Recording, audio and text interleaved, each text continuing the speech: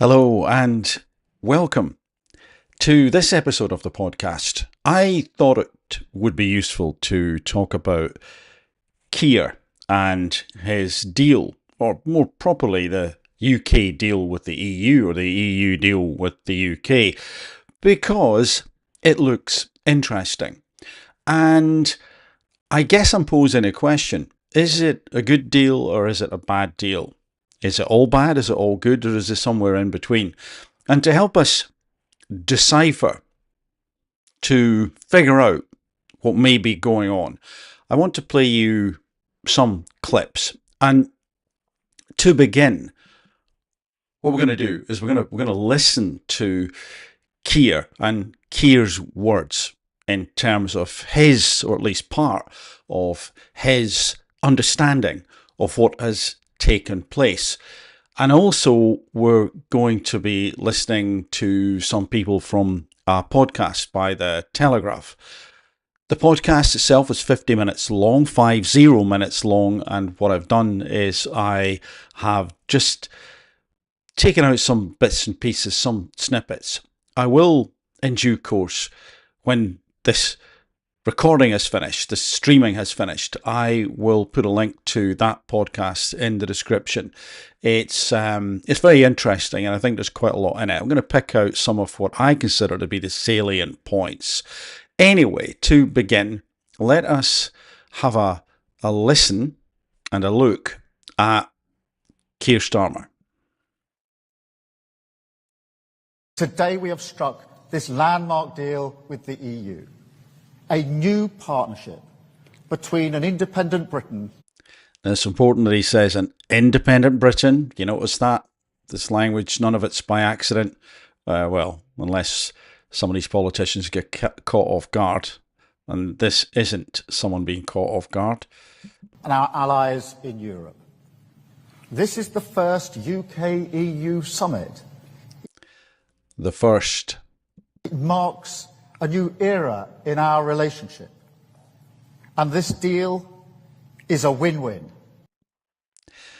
Yes. Who are the people who are winning in this, I wonder? Now, up front, you'll see there from that caption, there are some good things.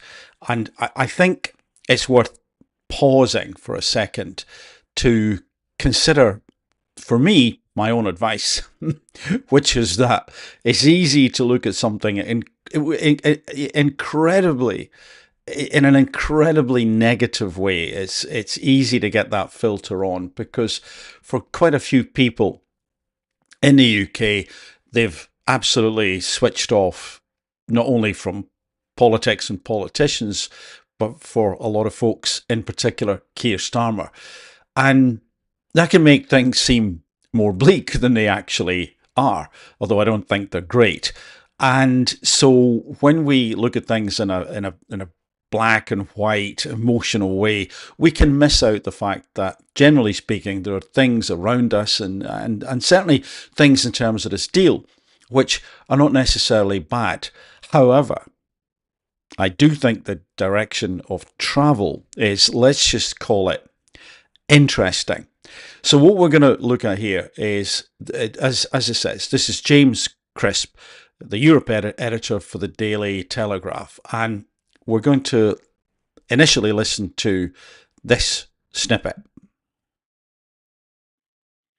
And what's key is it does unlock British participation in an EU rearmament programme.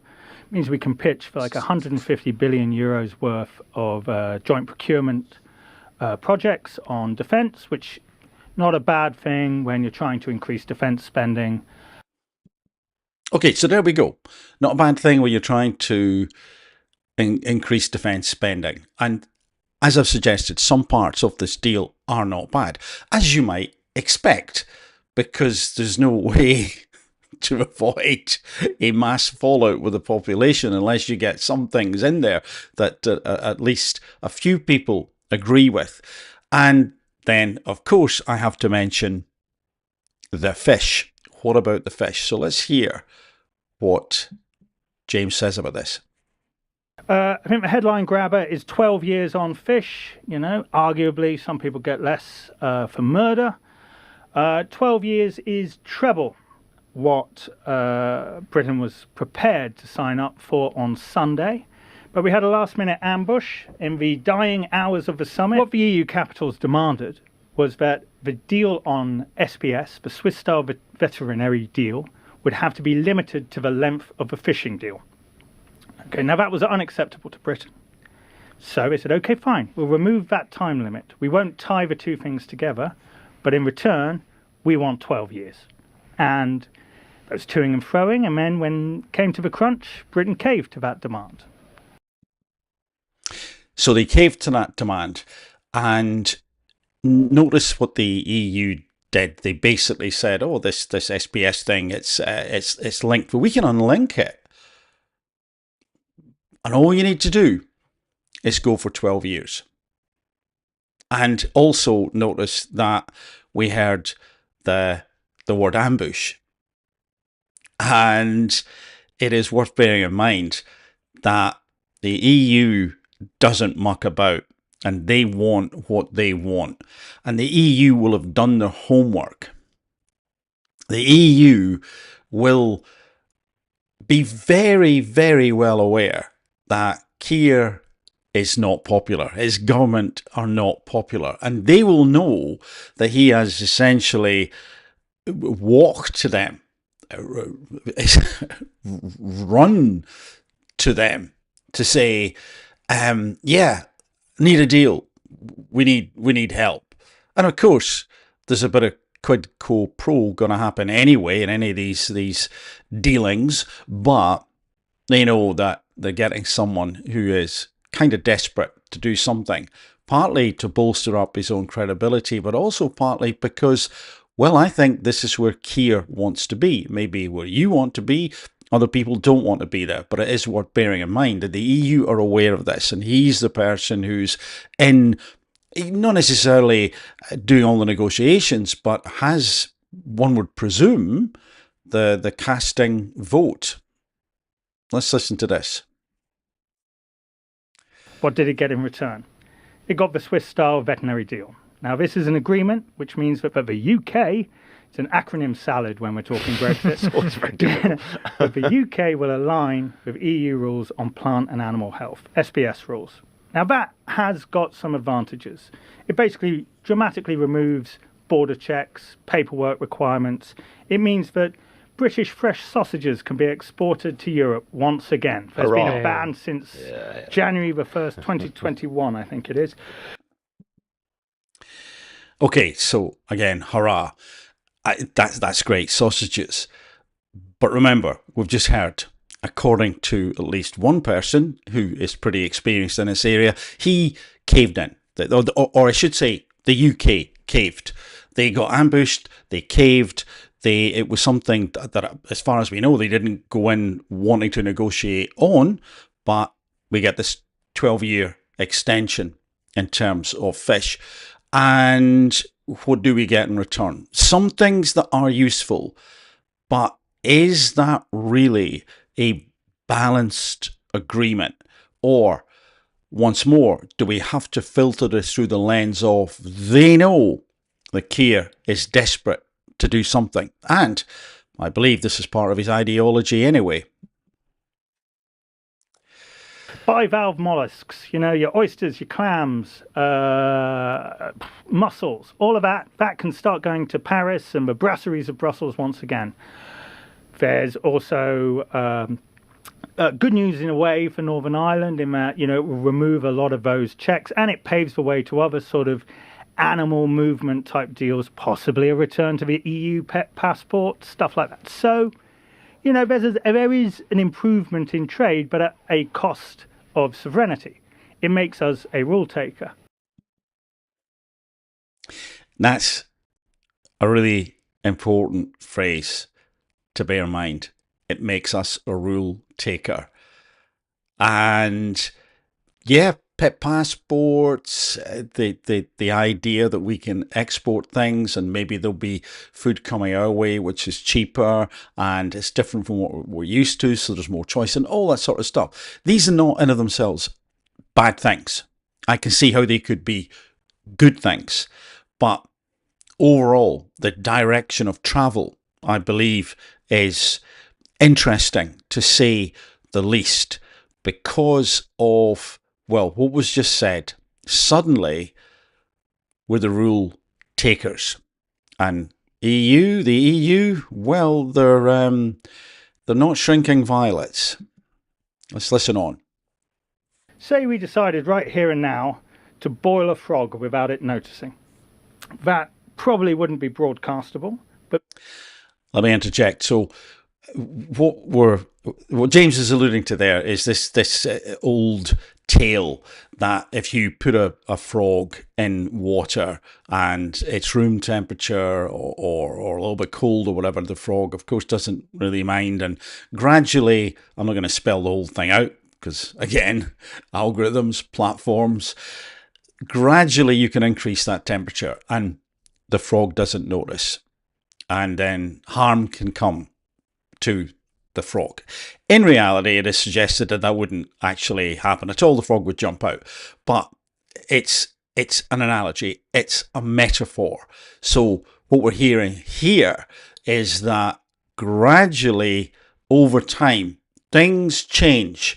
But because people often are understandably distracted, that change may not be noticeable until there's quite a lot of change all around, and some restrictions, and also some expectations. The thing is, you do little bits, and you gradually increase the temperature. And that is what I believe is going to now happen. Because Brussels, when it gets a concession, it never gives it up. It banks it and uses it as a foothold to ask for more concessions. These people are tough negotiators, tough and accomplished negotiators. We've seen that in their other trade deals and particularly with their dealings with Britain. Tough negotiators. And they're rapacious, essentially. They have to justify their own existence. They want to be able to say to people who are in the EU, hey, look what we've got. You know, your roaming deals, your movement.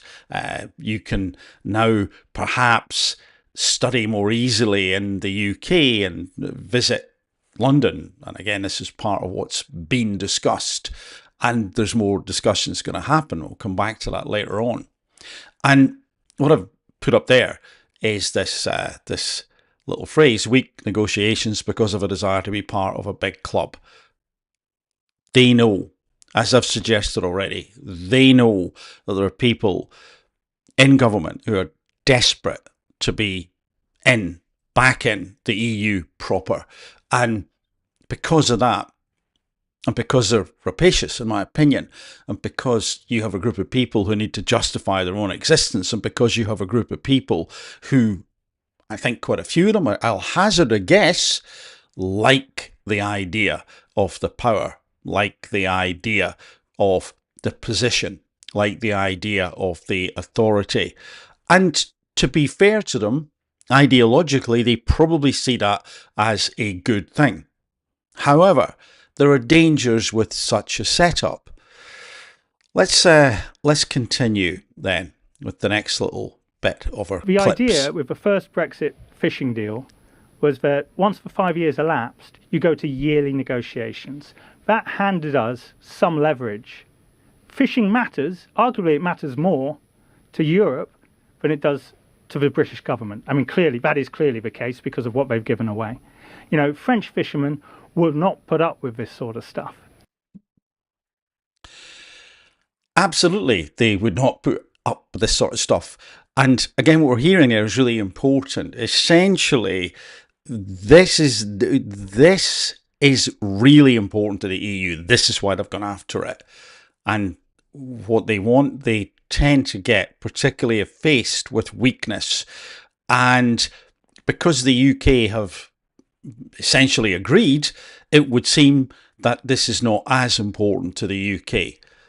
But it is important to the UK. It is more important to many people in the UK than it is to the EU. But they've seen what they wanted. They've seen where they can go in and grab the low-hanging fruit, in their opinion, because of this weakness, because of this need for Keir and government to have a deal. and to bolster their standings in the UK. And these people are ace negotiators, and as I've said, they want what they want. So what we're going to do is we're going to look at just a couple of bits here from this particular article, getting some of the reactions to that deal. And what you'll see here is that Scottish First Minister John Swinney said the government has surrendered fishing in its deal and that it shows Scotland is an afterthought in decision making.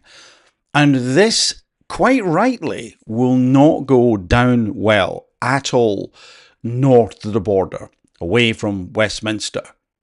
And gosh, that's going to make the Labour Party's job in Scotland easier, isn't it? I think not. The Scottish Fishermen's Federation branded the UK-EU deal a horror show for the sector. And I don't think that is an exaggeration. That is exactly what it is. And you see, for me, once more, what this does is it plays into the critics' hands, the critics of Keir Starmer. Of course it does, because what have people said, including me, by the way? He seems to be more interested in it out there, and it is important to get trade deals, yes, of course, but less interested in the people in this country. And this is an absolute slap in the face.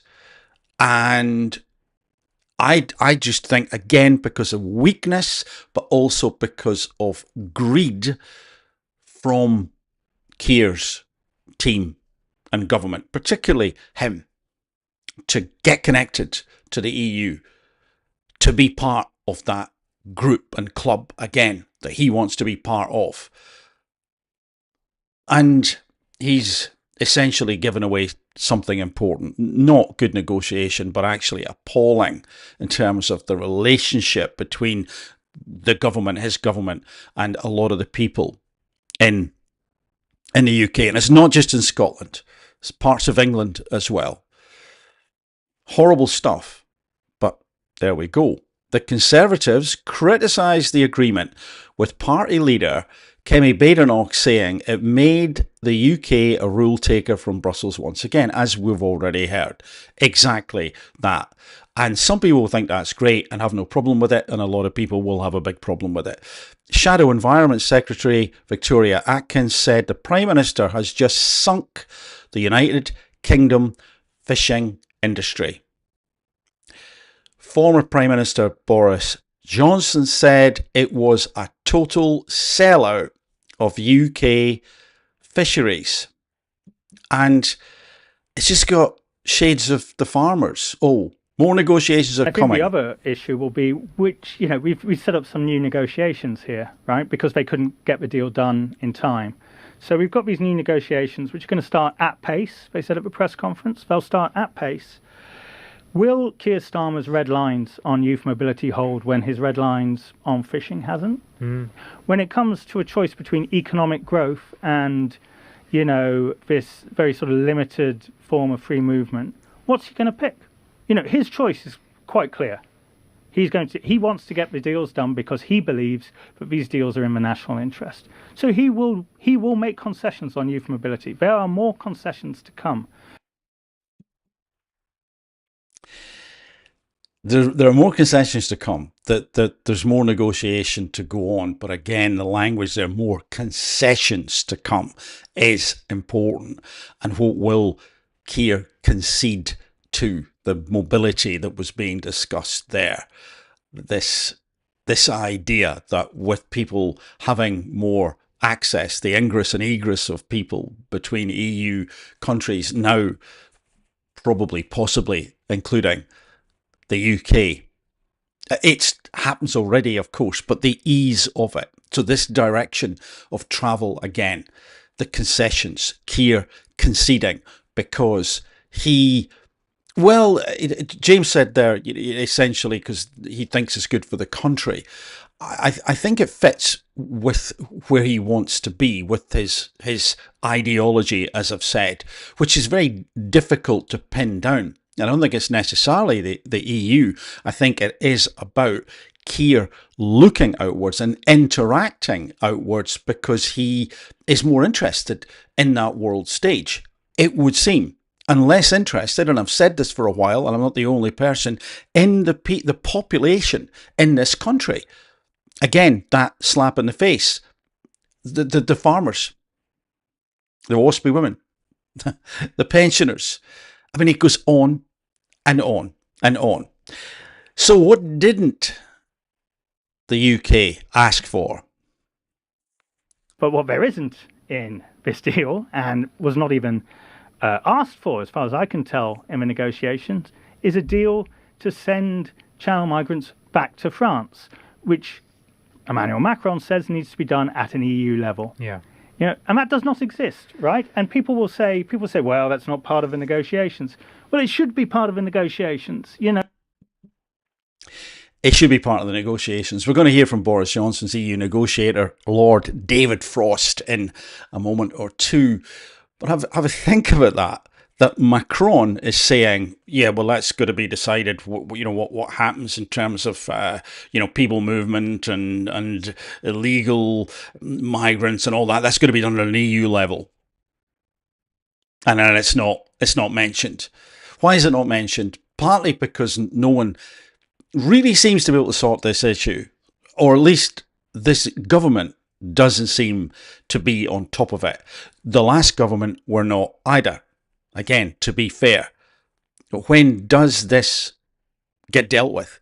And this is a big priority for people, but it wasn't mentioned in those negotiations. Well, of course it wasn't mentioned, because that could prove too problematic, and Keir does not want to fall out with the EU. He wants that connection. He wants to be part of it. And again, they know that. And if you've never negotiated and you have knowledge of the motivations of the individual or individuals that you're negotiating with, and that implicit knowledge of what's driving them is available to you, and you know it to be true, then my goodness, you have a very strong hand to play. Anyway, we're going to hear now, very short clip, is what Lord David Frost, who was Boris's EU negotiator, has to say about this new EU-UK arrangement. I think they went into it without any clear aims. They've done what so often British negotiators do, which is sort of set out something fairly high level and then go into the talks and say, well, let's see what we can get. Let's see where it takes us. And that is just a recipe for being worked over, and that's what's happened. So there we go. He's not very impressed, and it has. I can't say for certain, but it has the feel of those words, have the feel of accuracy, of resonance with what went on. They've just kind of gone in and had some vague things. But I suspect, again, the overarching motivation was to get something. And the rapacious EU negotiators are watching and waiting, and then this idea of the ambush coming in. It's like the Columbo technique, isn't it? Okay, I'm going to bumble around and pretend I don't know very much, and then the person who's the perpetrator walks away thinking, oh, I've gotten away with this, thank goodness. And Columbo says, just one more thing, sir. You can almost imagine it, can you? During these negotiations, just people are sort of closing their books or thinking, oh, that was good. We didn't have to give away to just one more thing. Oh, all right, okay. Knowing that they have the UK on the back foot because of it. Well, it sounds like a bit of lack of prep, a more hopeful visit than anything else, but also knowing once more that the Prime Minister, I was going to say leader, is he, depends how you define leader. The Prime Minister in the UK is desperate to be in the EU. He's not the only one. Again, that's fine. It's okay to have those wants and feelings and hopes and desires. But when you're negotiating, this is an interesting place and space to be in. So he wants to, and he needs the wins. He needs to walk away with something, just as he needed to walk away with something from the US and India. And people are aware of this. So anyway, what do you think about all of this? Do you think that there are some good things in that deal? Do you think that what we have is a leader who is really thinking about the country? Or do we have a leader whose view is tainted a little bit by their own personal aims and hopes and desires and, let's say, ambitions, perhaps, is a word we should put in there? For me, as I said before, I think the direction of travel is worrying, because from what not only the people we just listened to there are saying, the direction of travel seems to be towards more and more and more rule taking. And then we could find ourselves in the worst of both worlds. No, actually, in the EU, and it just hamstrung by various things. And it's not to say there aren't good things in there. Again, I come back to, let's not be all negative. There are, but if what has been done in terms of fishing is anything to go by, then we're going to be, if we're not careful, a vassal state of nameless a lot of the time to a lot of us, unless you go and look them up. Faceless, would you recognise them in the street? And unelected bureaucrats and technocrats who, yes, say there's power in numbers and purchasing power and all that type of thing. Yes, there is. But I also think we've got to be careful that we don't throw the baby out with the bathwater, because we need some sort of identity which allows us to make more of our own decisions, not less. Anyway, for the moment from me, bye for now.